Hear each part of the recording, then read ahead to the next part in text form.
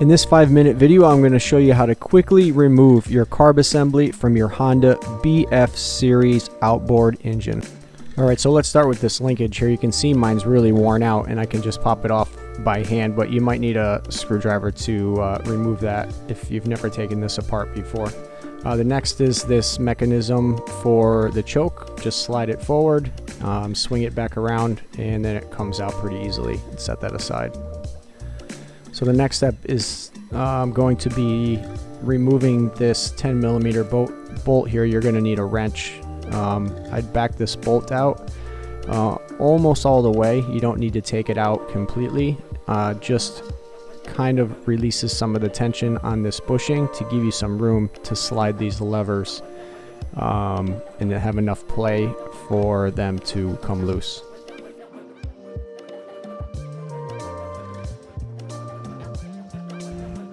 So now that we have this linkage loosened up and we have some play here in this mechanism, you can use your fingers or a straight tip just to pop these plastic pieces off that hold it into place. And then again, this removes similar to the other one that we took off, and then set that aside.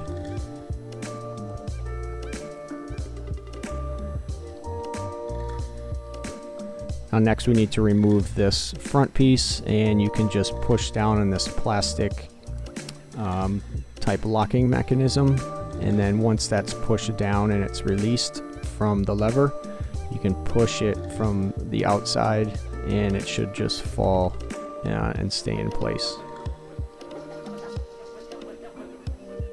So after doing that, I like to tighten this bolt back up. Just hand tighten it so that it just doesn't accidentally fall, and then all those pieces will fall with it.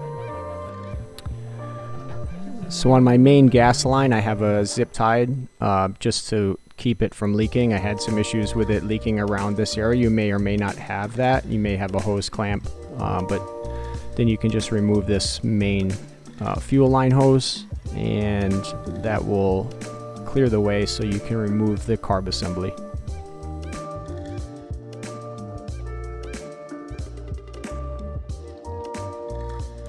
Alright, so once you have that main fuel line unhooked, there's 7 bolts here that hold the entire carb assembly, the intake manifold, and the muffler to the engine.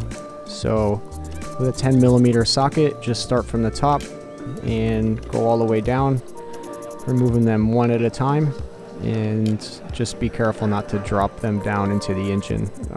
There's really no way for them to go. If you do drop it down in there, you could probably easily reach in and grab it, but it's easier to not have to worry about that.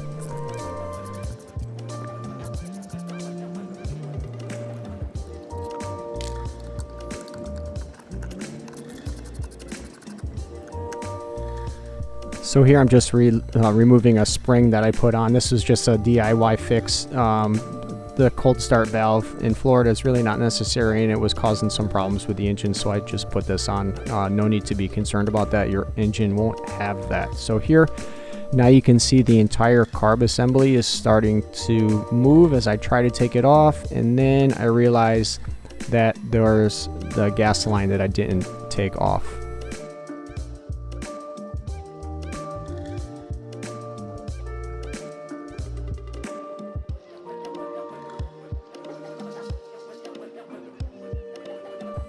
So it took me a while to figure out, and I've done this so many times before, that there's a fuel line right there at the bottom of the carb. So I just set it back into place and use a flat tip to remove that fuel line.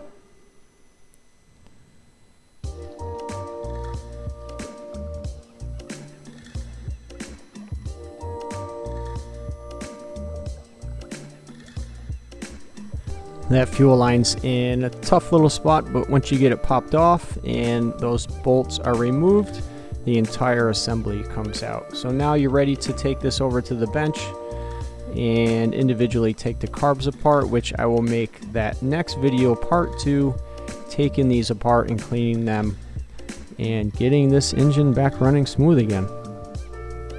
So I've owned this engine for almost 8 months now, and this is probably the 3rd time I've done this. So These carbs are very sensitive to bad gas, and there's a slow jet in the carb that is microscopic, and I think that that's typically the culprit of most of the running problems. So I'm going to take them apart, replace all the gaskets, clean out all the jets, make sure the jets aren't damaged, and then I'm confident that it'll be running 100% again. So check out part 2 of this video.